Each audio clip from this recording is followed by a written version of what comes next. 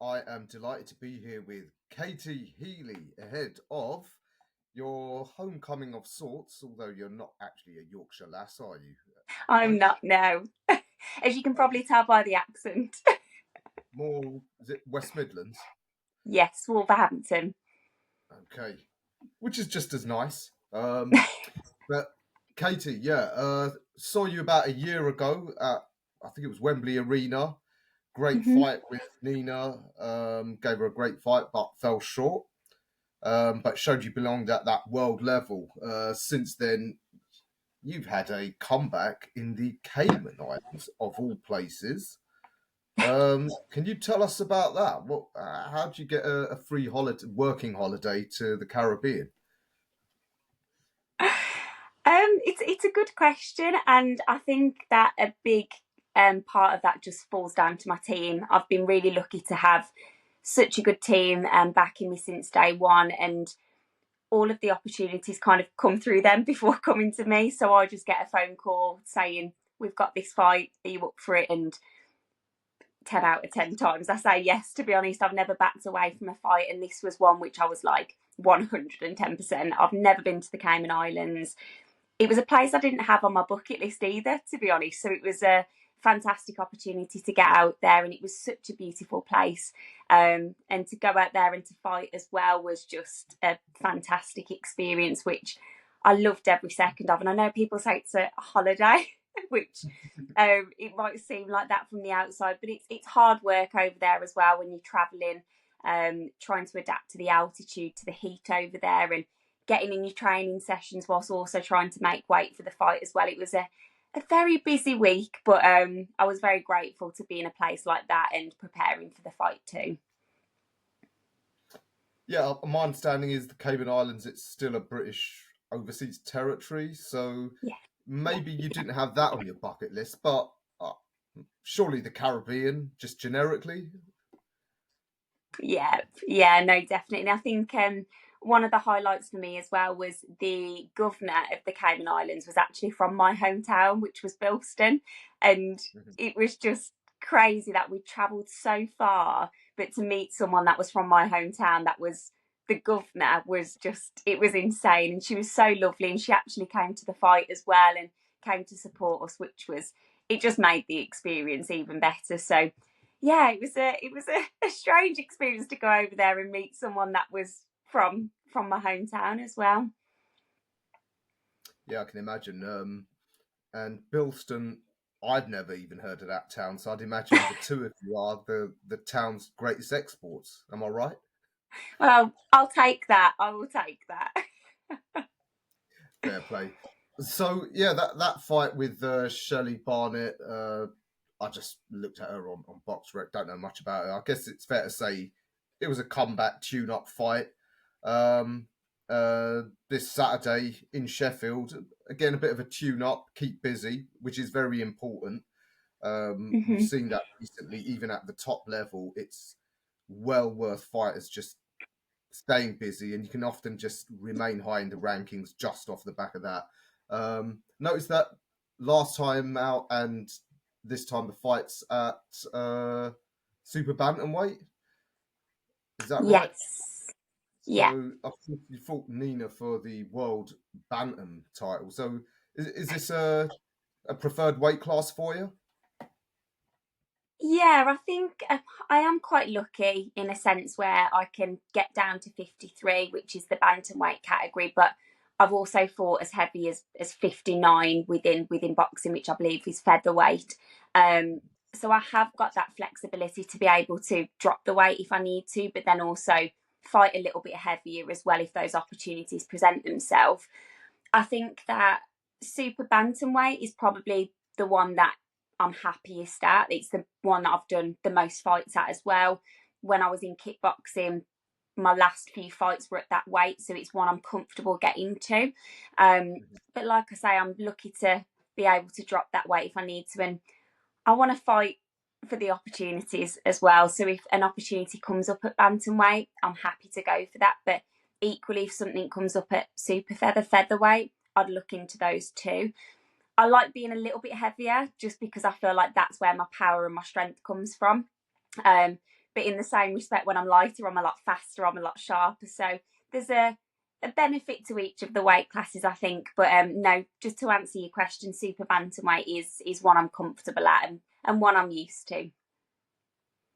Fabulous, yeah. All going well on Saturday night. Have you got any of the big names who are based in the UK? Obviously, Ellie Scottney, think it's fair to say, sits atop of the tree. Are they sort of on your radar now?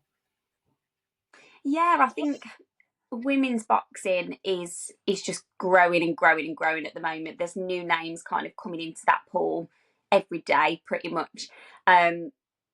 Names in particular, I'm not really one to shout people out. I never really have been, but like I say, I never turned down an opportunity. And if a fight came up with Scottney or any of the other girls within the category, I'm not one to say no. And I want those big fights now. I've had 8 fights going into my 9th fight on Saturday. So yeah, I want to take those opportunities up. And I think as well, the tougher those challenges, I feel they bring out the best in me too. I've always said that when I've had some of my hardest fights, they've brought out the best in me. Even if we've come away and we've not won that fight, it's made me a better fighter too. I've learned a lot from them. So yeah, the future's looking very exciting. And as we go back to the last question about the weight categories as well, I'm so fortunate to be able to kind of move within those weight categories if needed. And there's so many girls within each of them, so many talented girls. That yeah, I think I'm open to a lot of opportunities, and I trust my team behind me to help pick those opportunities for me at the right time. Yes, indeed. When you did fight Nina at bantamweight, how much notice did you get to take off the extra weight? I think it was like 3-4 weeks that we had to prepare for the fight. It wasn't long at all. And I do think that if I'd have had a longer camp to prepare for that fight, we'd have seen a very different fighter. But yeah, it was challenging. Obviously, we had about 3 weeks of a camp to adapt and plan for this fight that we had ahead. It was a massive fight in a matchroom show at Wembley, 10-rounder.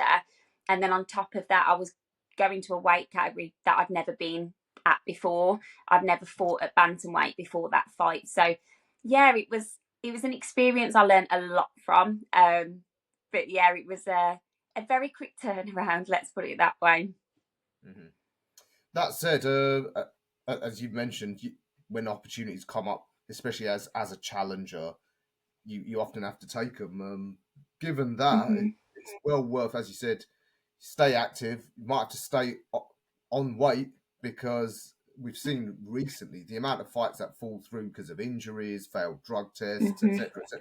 You never know when, again, at short notice, someone say, world title shot, challenger's pulled out. You ready? If you stay close to the weight, then you can get that opportunity. Until you're sort of a big A-star name yourself, you can't necessarily dictate the time and place you get those big fights. No, 100% agree, and that's what we do. We stay active throughout the year. My weight never fluctuates too far, to be honest, from fight weight. Depending on what weight I'm fighting at will determine kind of the nutrition, and that comes into that. But yeah, like this year, just as an example, I did want to fight a little bit earlier, because my last fight in the Caymans was at the beginning of December, but life comes in the way sometimes, and there just wasn't that opportunity there. So yeah, I'm really looking forward to getting back in there tomorrow and putting on a show. But we've had a lot of time to work on stuff, so I'm excited for people to see maybe a new game plan, a different fighter. So yeah, it's going to be an exciting one tomorrow, one that I'm looking forward to. So when you fought Nina, did you and your team go away afterwards and assess where there were technical or even tactical aspects of the fight, what you needed to work on and improve on, without giving away your strengths and weaknesses? Is that the sort of thing that these tune-up fights that you can use to correct those?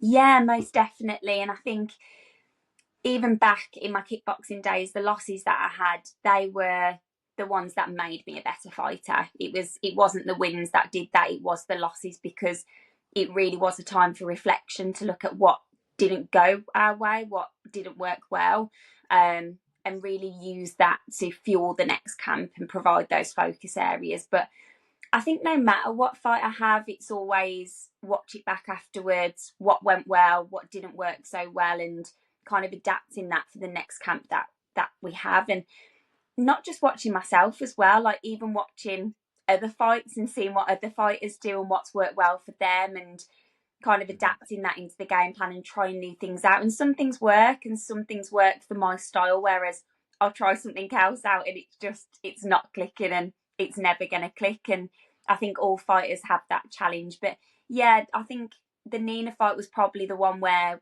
really sat down and went, right, this didn't work or this worked well, etc. And then you just kind of build on that. But I think every fight, no matter what fight it is, whether it's a fight to, like we said earlier, keep busy, or whether it is one of those big title fights, I think every single one's an opportunity for learning. And even in training, in sparring, on the pads, boxing is such a, trying to think of the word to use, but it's a sport where you're learning every single day. You'll never be the master of boxing. There's always something new that everyone can learn, and I think that's what makes it so exciting. And it's something that never leaves you. It's something that never gets boring, because every day that you're in the gym, there's something new there for you to try out and practice. Yeah, absolutely, and it's what you said's quite profound. It's no surprise that guys that you consider a master of the sweet science, someone like Alexander Usyk, he said first thing he did was look back at his fight with Fury and take notes on the things he did wrong or had learned in that fight, because as you said, every fighter is going to come at you with different traits that you've not experienced before.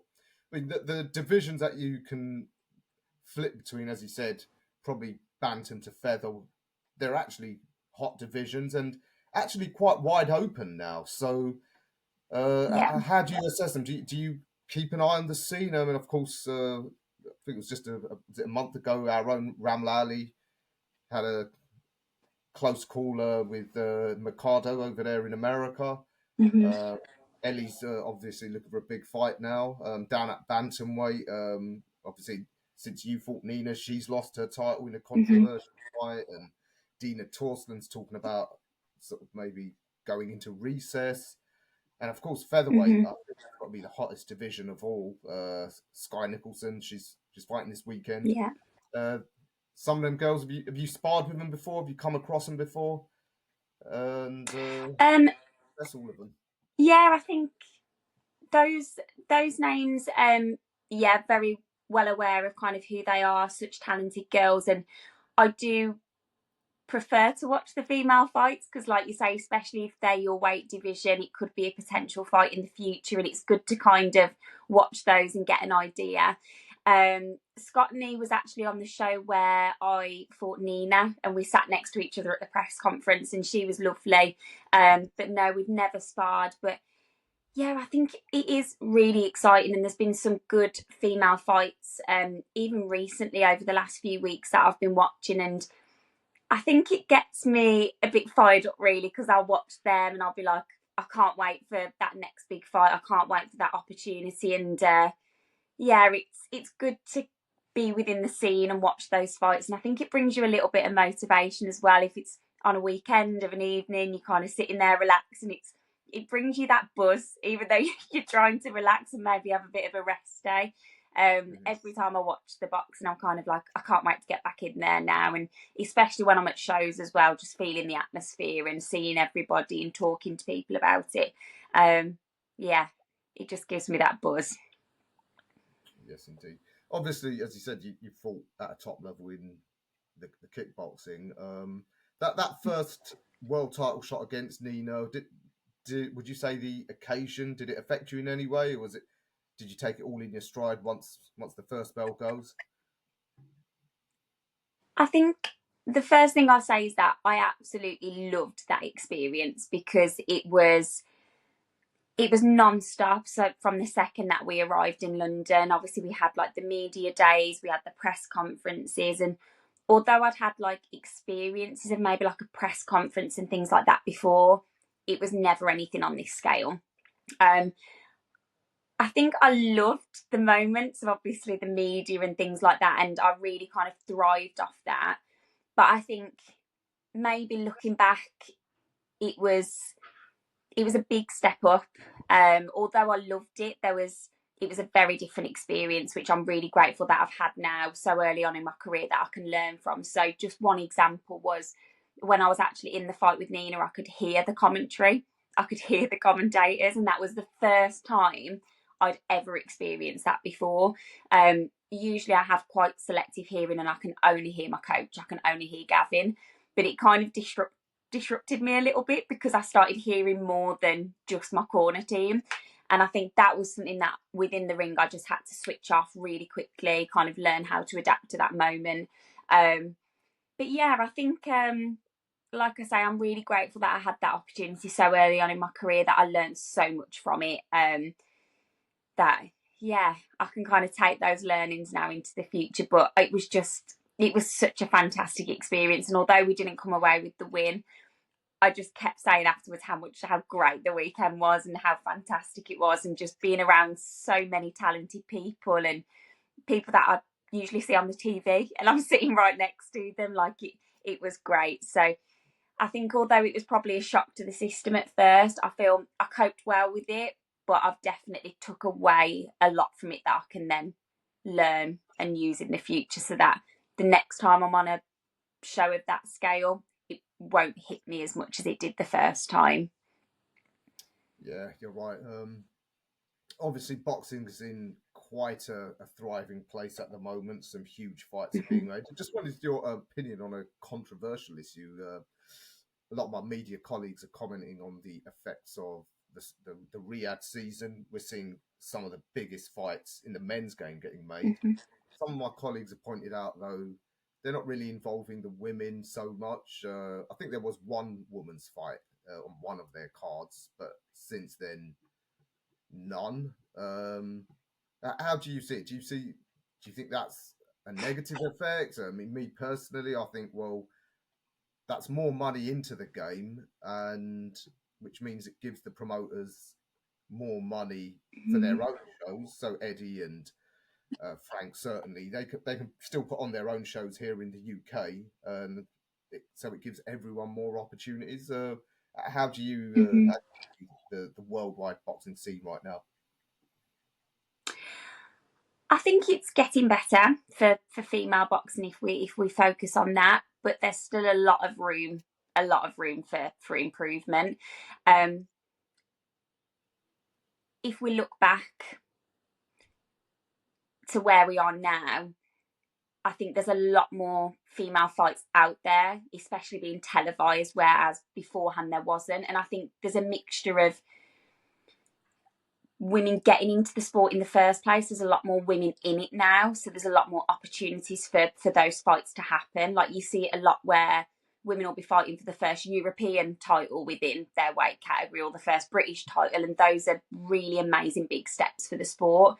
And to have those opportunities created is fantastic. But it's also crazy to think that's the first that's happened. Like, why has this not happened before? But I think I try and look at everything with a positive outlook. I don't really try to focus too much on the negatives, especially the stuff that I can't control. And I think for me, it's kind of just, like I said before, just taking those opportunities that come. And the more and more that we kind of prove ourselves and we put on shows in the ring, the more those opportunities are going to become available. And even just personally, over like the last 3 years of my boxing career so far, the amount of people that have come up to me and have said they actually prefer watching women's boxing now as to the men's. And there's the factors in that are things like, with it being 2-minute rounds, it's more explosive. They find that more's like a lot more's happening. The fights don't seem to drag on as long. It's a bit more entertaining for them to watch. They can stay a bit more switched on with it. And it's quite nice to hear that they're finding them more entertaining and they're finding our fights explosive and more people are wanting to watch them and tune in. But yeah, I think there's still a lot to be done with women's boxing. Obviously, we look at the pay aspect and things like that and the opportunities that we get. I think they will get better, but I just think it's going to take a little bit more time. And now that we've got more women coming into the sport, hopefully that will speed things up and we'll start seeing those improvements happen. Yeah, absolutely. I think, yeah, that there's more of you, which makes for more competition, which is why we're getting some of these British title fights happening now. Do you think the ladies could do with more rivalries? I find with a lot of the women I speak to, too many of them say they're friends with the competitors that should be their rivals. We see that some of the most interesting fights. You know what us fans are like. We like a bit of drama. We like a bit of Yeah. needle. The most fun fights have been, for example, Clarissa and Savannah. You've got Nicole and Alicia Baumgarten. A lot of needle, and just recently, a few weeks back, we saw Stevie Levy and I forget the young Ticey, the inaugural British. I think it was at your weight class. Weight. Yes, it was. It was one I watched. And that it all adds to the fun and gets people interested because it is the fight game. You're not really meant to be friends with your rivals if you're going to punch them in the face for one day. Would that help? Yeah. Could you ever don't get me wrong, obviously. I think a lot of sports. I think a lot of sports, obviously, people want the entertainment, and a lot of that entertainment does come from things like that rivalry, that competition, and people putting on a bit of show and having a bit of drama. You're probably asking the worst person because it's something I'm rubbish at. I'm absolutely rubbish at it. I'm kind of one, I'll just keep my head down, kind of crack on. I'm going in there to fight, and that's it. I don't have issues with anybody, and I think if someone's doing something, that's their choice. They can kind of crack on with that. But yeah, I think it does make it exciting. And the problem probably is with the women's boxing is that a lot of us know each other. A lot of us spar each other, especially in the Midlands when you've got local girls available. You kind of utilise that for your fight camps, and then you start to get to know them, and then you become friendly. And that can make it a little bit more difficult than when you go into the fight. But for me, there's that switch, and it tends to happen when I see the opponent for the first time. I'm at the weigh-ins, the press conferences, and I just switch off, and I kind of have like that no emotion there. And it's not necessarily being nasty or anything like that. It's just kind of getting into the zone. And don't get me wrong, if someone said something to me, I don't know how I'd react in that situation. You're all riled up, you've got that adrenaline going. But yeah, I think it can be difficult. We're just built a little bit different. And then obviously when you know the people and those friendships come from that, it can be a little bit difficult. But yeah, I don't think there's any harm. Obviously, as long as it's not harming anyone and it doesn't go too far, I don't think there's anything wrong. It just makes it entertaining for the fans. Yes. I can't promise I won't be trying to stir things up one day between you Thank and you. other potential rivals. But as you said, it's all in fun. It's, I guess, when your careers are over, you can laugh about. But all right, Katie, thank you for catching up with us. Anything you want to add ahead of Saturday night? First of all, thank you for having me on. It's been lovely speaking to you. It's getting me even more excited now for tomorrow, actually, kind of getting into that zone, talking about the fight. But just a big shout out to everyone really for the support for the fight, people that have bought tickets, people that are going to be tuning in, have been sending well wishes, my team, my sponsors. It makes a big difference in this sport. It's a tough sport, and a lot of work goes in behind the scenes, and just for a short amount of time in that ring, the work is crazy for it. So yeah, I think just a big thank you, and I'm just really excited to get back in there and put on a show and just show everyone the hard work that we've been putting in over the last few months to get ready for this moment. So yeah, I'm ready, I'm excited, and bring on tomorrow. Yes, indeed. Anyone who can't get to the Sheffield skate park, of course, it's going to be streamed live on FIGHTZONE. So that's free boxing for everyone. So fans should definitely tune in. Katie, yeah, absolute pleasure. Good luck for Saturday night, and Thank you. hopefully we'll see you in some big fights very soon. Fingers crossed.